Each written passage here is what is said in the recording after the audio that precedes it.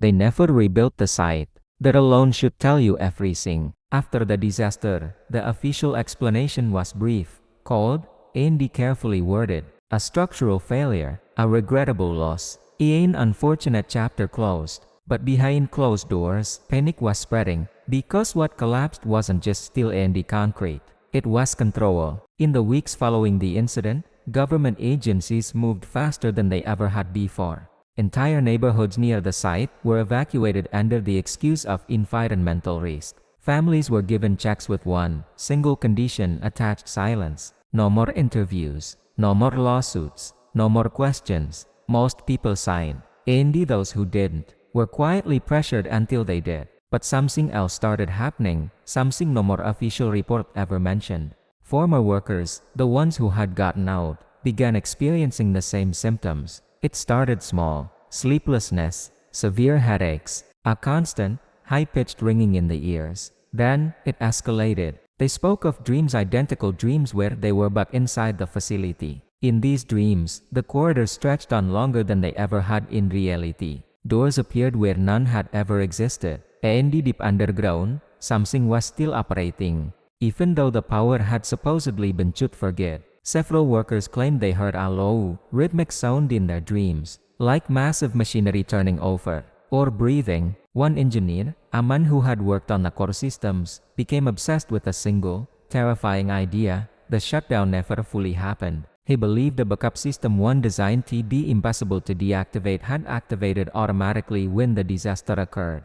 A fail-safe system meant to protect the project at all costs, including human lives. He tried to warn others. He wrote letters to journalists. He contacted former colleagues. He even attempted to reach members of Congress. No more one responded. Then, one night, he vanished. His apartment was found untouched. His meticulously gathered notes were gone. Even his computer's hard drive had been removed cleanly, professionally. The building's security cameras malfunctioned for exactly 7 minutes that night.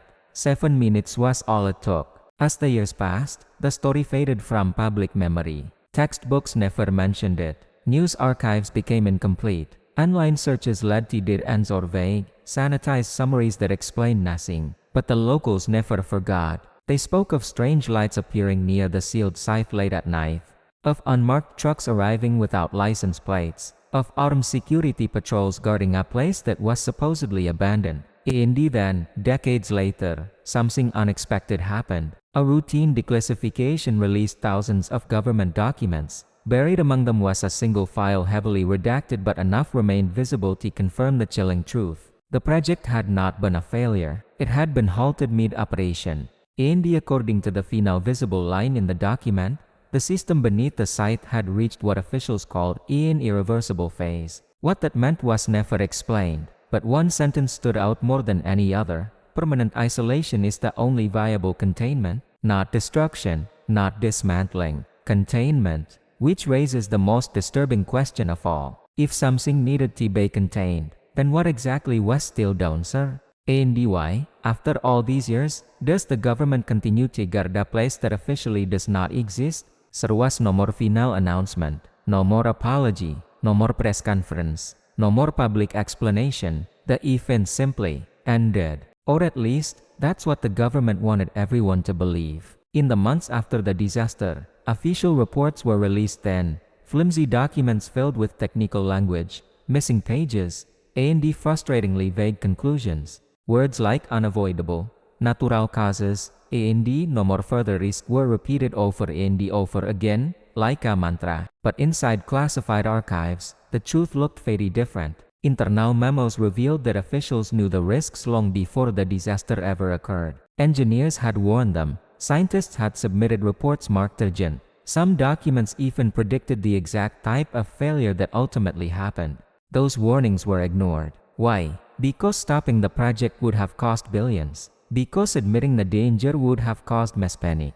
Because shutting it down would have meant political ruin for everyone involved. So, they chose silence. Soon, families of the victims began asking questions. They requested records. They demanded explanations.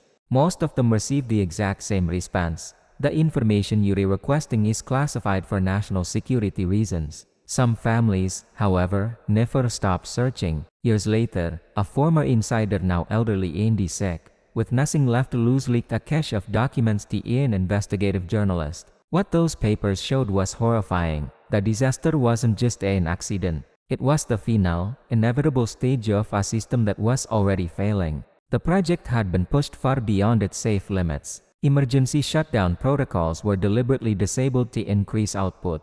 Critical safety margins were reduced to almost nothing. Warning alarms were recalibrated so they wouldn't trigger what they called false alerts. The system failed exactly as predicted. And when it did, officials made a decision that sealed the fate of everyone still inside.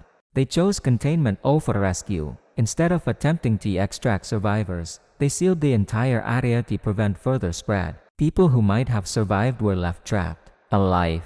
Some reports suggest they were alive for hours. Others say days. To this day, the exact number of casualties remains disputed. The site itself was eventually decommissioned, buried, or repurposed depending on which official story you happen to read. Warning signs were removed. Maps were updated. Educational materials were quietly rewritten. History books never mentioned a single word about it.